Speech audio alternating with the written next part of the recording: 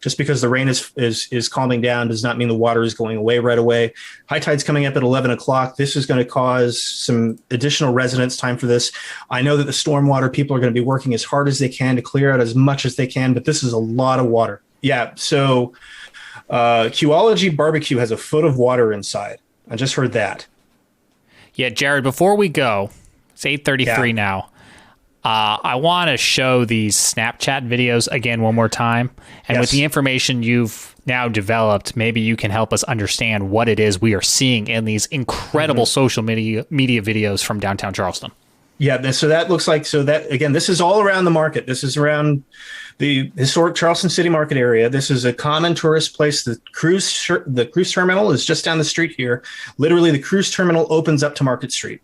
And we have people wading through hip-deep water, laughing at them for some reason, because people on Snapchat are mean. Thanks, Snapchat. Yeah, thanks a lot. I mean, unfortunately, it's the best we can do. I don't know about that pasta.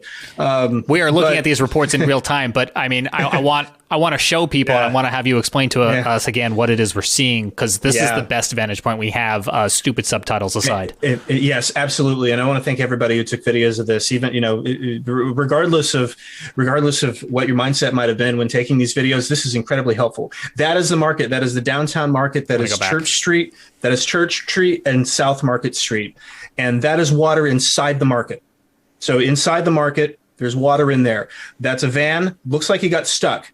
That's water up to that is water up to the doors. That is water. Looks like that's water within some of the buildings. Within some of the buildings in the market. Makeshift barricade to try to keep it out. Sandbags, very common thing down there. You can see people creating wake. That's on Meeting Street. That's on Meeting Street near Market. And again, you see people wading through knee deep. We have a report, the Qology barbecue place on the north end of Market Street, at Market and Concord, has a foot of water inside. This is looking, again, this bar's got water in it. This bar has got water in it. So again, you're looking, I'm not sure exactly which bar that is, but again, what you're seeing here, this is actually pretty tame, all things considered. This is bad, and I think this is also Qology. I want to say that this is also Qology. This looks like the same chairs that at the very beginning, the water's come up another foot. Yeah, so this is Qology. This is, again, I'm coordinating a lot of data. Yeah, and again, the lightning is bad. So again, this is on North Market. This is across from the Customs House in downtown Charleston. Again, a major tourist area, major tourism center for downtown. So, yeah, this is those same chairs. So the videos are getting older as we play them out. Yeah, keep in mind that this is from an hour ago. Right. If I stop it and go back to the most recent, we can see those same chairs, and even this is 49 minutes ago. Right, exactly. So wait, that just even tells you, yes, that video is 49 minutes old, and the water has only come up since then. But in a span of just over an hour to 49 minutes, how quickly that water was coming up. Yeah, it moved very, very quickly. I mean, the rain rates estimated by the radar were 5 to 7 inches an hour, stretching from downtown into West Ashley. That is extreme. That is not normal. We have flooding in Charleston. I have a lot of sarcastic people in my mentions right now saying, "Oh, it's flooding in Charleston. What else is new?" Yes, it's flooding in Charleston. This is a little on the higher end, folks. This is not your typical run-of-the-mill saltwater flooding. This is pretty serious business. You have stalled vehicles. You have, again, water inside the market, and the other thing too is that the market vendors right now that are down there right now, they're not the day vendors. So I know this because I've worked in this market.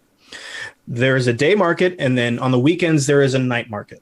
The day market is typical, is typical stuff. We have a lot of people selling a lot of different things. The night market is all artisans, and so this is all like precious stuff that made completely by hand. And that's not to disparage anybody that isn't selling that stuff down at the market, but that's everybody at the night market. And so there's water inside here.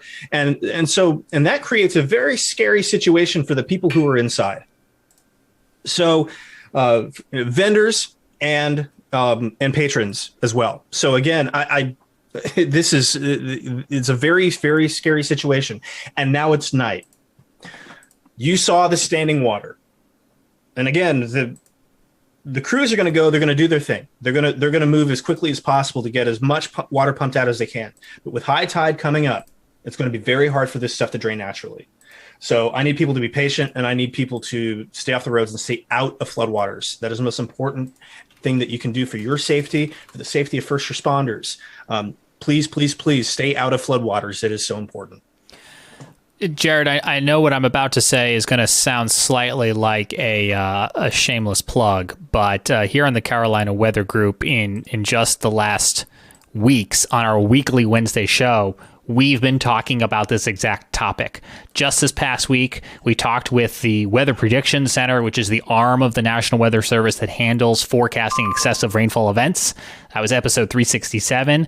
And then you go back to the last full episode, 366. It was all about Charleston sea level rise, the flooding risk, and the situation that plays out there, and actually gives you some insight on how it came to be with the development and the buildup of the city. So if you're looking when this event and the emergency is over to learn more, we do have that background for you on the Carolina Weather Group YouTube page or on our podcast feed, wherever it is you may choose to get podcasts.